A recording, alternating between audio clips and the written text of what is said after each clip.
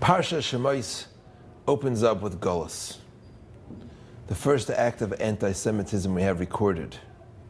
Pari says, Hova neschak malay. Let's get these Jews, they're out to get us. And he commands, Paro calls in the Miyaldos HaIvriyos, the Jewish birth women, and he tells them, B'yeldachem es HaIvriyos Reisen al Avnoyim, Imbeinu v'hamiten v'yimbasi v'choya. If a Jewish boy is born, kill him, and if it's a girl, you can let her live. And these women, the miyaldos, the birth wives, do not listen to Paro. And they let them live. Now, who were these women? The pasuk says Paro calls in Shifra, v'shem Hashem is Pua. Shifra and Pua. We haven't heard these names yet before. Who are these women? Rashi tells us Shifra is Yocheved, that's Moshe's mother, and Pua is Moshe's sister, Miriam. So let me ask you a question. Why would they call Shifra and Pua? If her name was Yocheved, then call her that. If her name was Miriam, call her Miriam. Why call her Pua? More. Why were they given these names? Yocheved, Rashi says, is given the name Shifra al Shem Shaferes es Havlad. She would make the babies look very nice and clean them up. And you know where the name Pua came from? You got it. Poo poo. She was talking sweetly to the little babies when they were born. Very nice. But you know, Yocheved and Miriam did something a little bit greater than that. They risked their lives for these kids. So what, you know, there's a side point, yeah, wonderful. They also were very sweet and kind to the kids.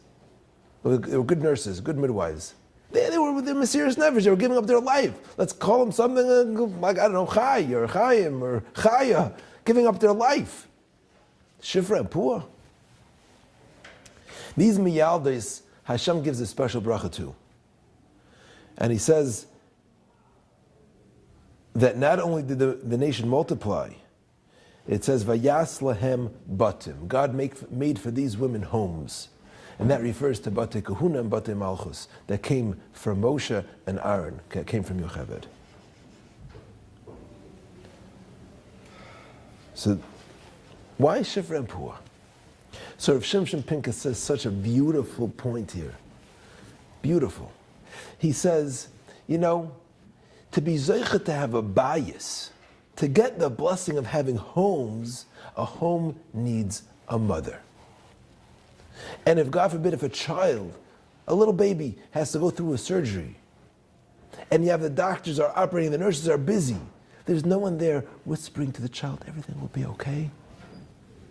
Who's that? Who goes over to the little baby when there's an emergency and say, poo, poo, poo, everything will be okay. And rubs the child's forehead, rubs the baby's back. That's the mother. There's a story where Reb Shlomo Hyman's wife, who was a Rebbetzin Hyman, she was a big guy, you know, Gabbai Tzedakah. She was very involved in marrying off girls in Yisaimis, especially orphans. And on the way to one such wedding, Reb Shlomo Hyman turns to his wife and he asks, did you buy the cauliflowers?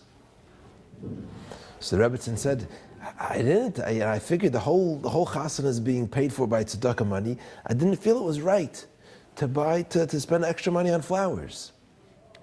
So Reb Shlomo Hyman tells his wife, please go buy her flowers. He says, it's not enough for you to be a gabbai tzedakah.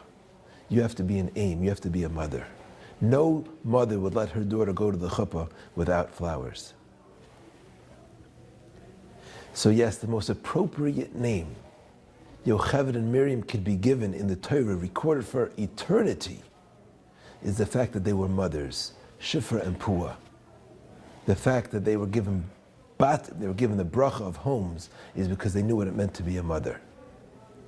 Fortunately, on the birth of my new daughter, whose name is Shifra, I give her the bracha that she should follow in the footsteps of the woman that she's named after, Rebbetzin Reuben, the Sultz Rebbetzin here from Farakwe, who was a real wonderful woman, a real mother, who paid special attention to details.